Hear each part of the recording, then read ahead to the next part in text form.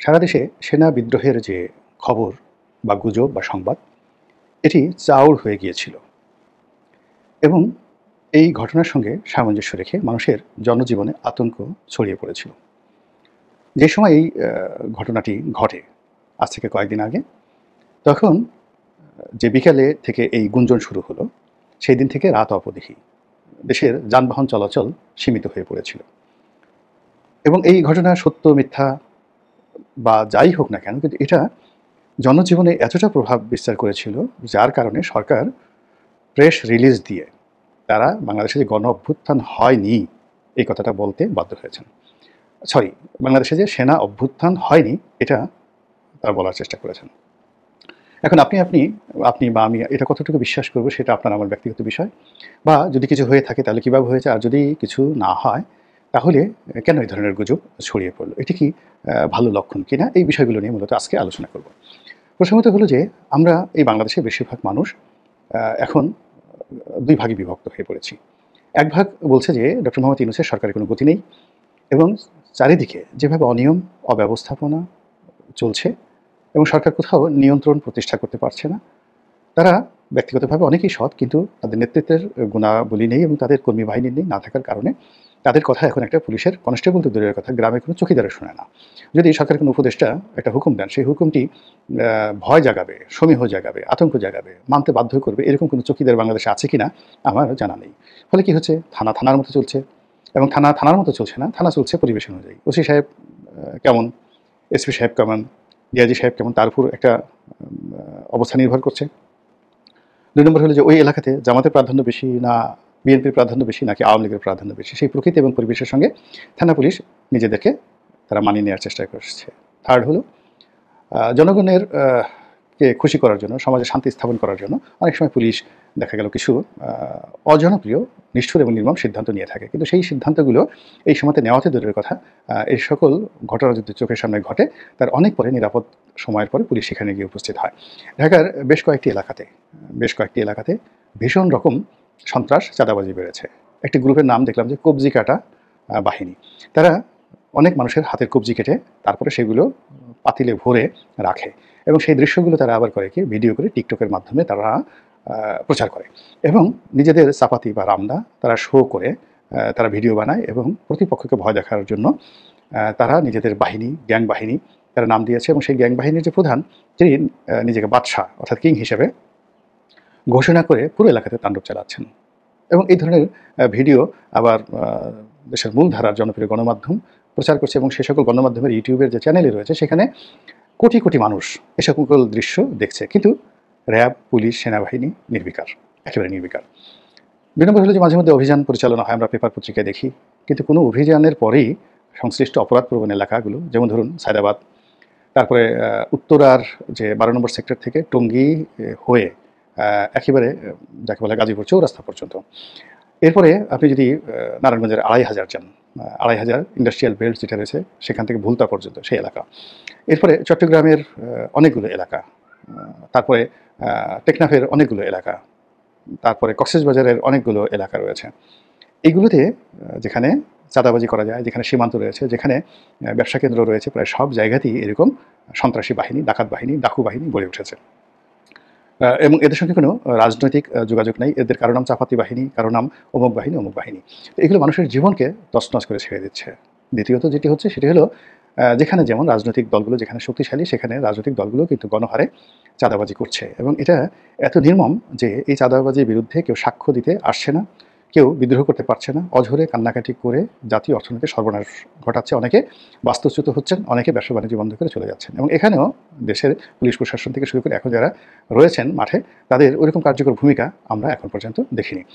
এরপরে যেটি হচ্ছে সেটি হলো যে ব্যবসা বাণিজ্য। তো ব্যবসা বাণিজ্যের দুটো বিষয় থাকে, লোকাল ইনভেস্টমেন্ট থাকে আর ফরেন ইনভেস্টমেন্ট থাকে। তো লোকাল ইনভেস্টমেন্ট, ফরেন ইনভেস্টমেন্ট গত 6 মাসে তো হয়নি, বরং অনেকগুলো বড় বড় শিল্প কলকারখানাগুলো বন্ধ হয়ে গিয়ে পুরো অর্থনীতিকে এমন একটা চাপের মধ্যে ফেলেছে। ফলে সরকারের যে গ্রাফ, সেই গ্রাফগুলো বলতে গেলে বিশ্রী রকম অসামঞ্জস্যতায় পরিপূর্ণ। দেখানো হচ্ছে এক্সপোর্ট বেড়ে গেছে। এক্সপোর্ট বাড়া মানে আপনার ব্যবসা বাণিজ্য ভালো হচ্ছে, নাহলে এক্সপোর্ট বিগত 1 বছরের চেয়ে বেশি হলো কী করে? আর বাস্তবে গিয়ে দেখেন যে একটার পর একটা গার্মেন্টস বন্ধ হয়ে যাচ্ছে এবং আওয়ামী লীগ সরকারের আমলে যে সকল গার্মেন্টস কোম্পানি অন অ্যাভারেজে 20,000 থেকে 30,000 শ্রমিক, 40,000 শ্রমিক, এরকম অন্তত পক্ষে আমার মতো মানুষই আমি 20 থেকে 25টি গার্মেন্টস বন্ধ হয়ে গেছে। এই কথাগুলো বলতে পারবো। শিল্প কলকারখানার একই অবস্থা। অর্থাৎ সব মিলিয়ে 5 লাখ লোকের কর্মসংস্থান বন্ধ হয়ে গেছে এবং একটা সিঙ্গেল লোকের কর্মসংস্থান হয়নি। শুধুমাত্র বড়, বড় যাকে বলে গ্রুপ অফ কোম্পানিজ। আর যদি ছোট, ছোট দোকানদারি বলেন, ব্যবসা বাণিজ্য বলেন, এখানে যে কত লোক বেকার হয়েছে তার কোনো ইয়াত্তা নাই। এর ফলে কি হলো? আপনি সন্ধ্যার পরে ছিনতাই, রাহাজানি, তারপরে পতিতাবৃত্তি থেকে শুরু করে নানা রকম অসামাজিক কর্মকাণ্ড, জুয়া-ঠুয়া যেগুলো মানুষের ফ্রাস্ট্রেশনের কারণে হয়, অভাবের কারণে হয়, সেগুলো গণহারে বাড়ছে। আর ওদিকে সরকারের রিজার্ভও কিন্তু বেড়ে যাচ্ছে। তো এরকম যে বিপরীতমুখী, অর্থাৎ শেখ হাসিনার যে পতনের 2 বছর আগে এরকম সবকিছু এলোমেলো হতো। যে তথ্য, রাষ্ট্রীয় তথ্য এবং ডাটা দেখা দিত বা দেখানো হতো, সেগুলো দেখে মনে হতো যে বাংলাদেশ সিঙ্গাপুর হয়ে গেছে। কিন্তু মাঠে ময়দানে গেলে শুধুমাত্র শেখ হাসিনাকে, আওয়ামী লীগকে গালাগাল করে মানুষ দিনাতিপাত করতেন। তো সেই অবস্থাটা এখন আরও প্রকট আকার ধারণ করেছে।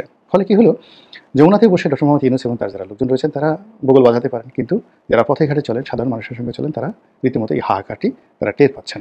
তো এই যে টের পাওয়ার কারণে কি হচ্ছে? এই সরকারের একটা বিকল্প শক্তি সবসময় চিন্তা করে এবং আমাদের দেশে কি হয়, গণতন্ত্র যেখানে ফেইল করে সেখানে সবসময় মানুষ সামরিক শাসনকে প্রথম দিকে সবাই স্বাগত জানায়। এটা দুনিয়াতে অনেক জায়গাতে।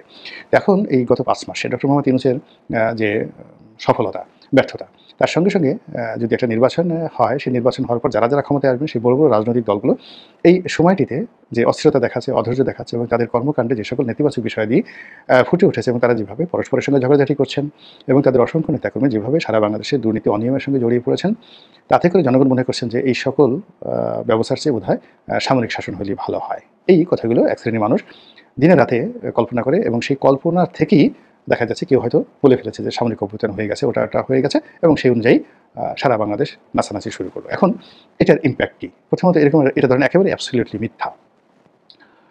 এটার ভবিষ্যৎ যে কী? ভবিষ্যৎ কিন্তু খুবই খারাপ। ভবিষ্যৎ খারাপ হলো যে গাছের পাতা নড়ে চড়ে বন্ধুর কথা মনে পড়ে। গাছের পাতা নড়ে চড়ে আপনার কথা মনে পড়ে। আমরা ছোটোবেলায় এই ধরনের কবিতা দিয়ে স্বামী স্ত্রীকে চিঠি দিত, স্ত্রী স্বামীকে চিঠি দিত। তো সেই জিনিসটা হলো যে মানুষের মুখ দিয়ে যে কোনোভাবেই কথা বের হয়, সেই কথা প্রকৃতি ঘটিয়ে দেয়। আবার মানুষ যে কথা মুখ দিয়ে বলে, নিজের অজান্তে অন্তরে সেই বিষয়গুলো নিয়ে মানুষের মনে একটা ভয় থাকে, প্রচণ্ড রকম একটা ভয় থাকে। আপনি দেখুন শেখ হাসিনার 2টো ভয় ছিল। প্রথম ভয় ছিল যে সেনাবাহিনী তার সঙ্গে বিট্রে করতে পারে। এজন্য তিনি সেনাবাহিনীর বিকল্প পুলিশ বাহিনীকে শক্তিশালী করার চেষ্টা করেছেন এবং আমরা এখন দেখতে পাচ্ছি যে পুলিশের হাতে এমন সব মারণাস্ত্র ছিল যেগুলো সেনাবাহিনীর হাতেও ছিল না। কিন্তু দেখুন, এই যে সেনাবাহিনীকে তিনি ভয় পেতেন এবং সেনাবাহিনীকে ধ্বংস করার জন্য তিনি এমন কতগুলো সিদ্ধান্ত নিয়েছেন যেগুলো আপাত দৃষ্টিতে মনে হবে সেনাবাহিনীর জন্য তিনি অনেক কিছু করেছেন। তিনি তাদেরকে দামি, দামি গাড়ি দিয়েছেন, লোন দিয়েছেন, ব্যাংক দিয়েছেন, প্লট দিয়েছেন।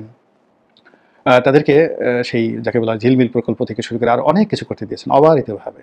আর 3 বেলা খাবার দিয়েছেন, বেল্ট পরার বাধ্যবাধকতা বাদ দিয়েছেন। ফলে বৃত্ত এবং বিলাসী তারা অলস হয়ে এই বাংলাদেশ সেনাবাহিনীর যে গৌরবোজ্জ্বল ভূমিকা ধ্বংস করবে, এটি বোঝার মতো প্রফেশনাল যে কর্মকর্তা যে আর্মিতে নেই, এটা কিন্তু বলা যায় না। ফলে অনেকে নগদ নারায়ণ পেয়ে খুব খুশি হয়েছে, কিন্তু বেশিরভাগ লোক কিন্তু তারা বিরক্ত হয়েছেন। তার সঙ্গে, সঙ্গে সেনাবাহিনীর মধ্যে দলীয়করণ থেকে শুরু করে আওয়ামী লীগের জয় বাংলা সেখানে চালু করার চেষ্টা, এই জিনিসগুলো সেখানে নেতিবাচক প্রতিক্রিয়া তৈরি করেছে। কিন্তু শেখ হাসিনা সেটা বুঝতে পারেনি। সে মনে করে তার প্রকল্পগুলো সফল হয়েছে এবং শেখ হাসিনা সেনাবাহিনীকে নিয়ে যে ভয় করেছে, সেই ভয়টাই তার জীবনে বাস্তবে ঘটে গেছে। এবং এখানে আরেকটি কথা, তোমার বুঝিবে যে গোকুলে বাড়িছে সে। তো সেনাবাহিনীর এই যে থ্রেট, এই থ্রেটটিকে মোকাবেলা করার জন্য তিনি তার যে ছোট বোনের দেবর মেজর জেনারেল তারেক সিদ্দিকী, তাকে সবসময় নিরাপত্তা উপদেষ্টা রূপে একেবারে সেনাপ্রধানের যাকে বলা হয় উপরে তাকে একটা সুপার নিউমারি পদ হিসেবে তিনি রেখেছেন। কোনো কাজে আসেনি।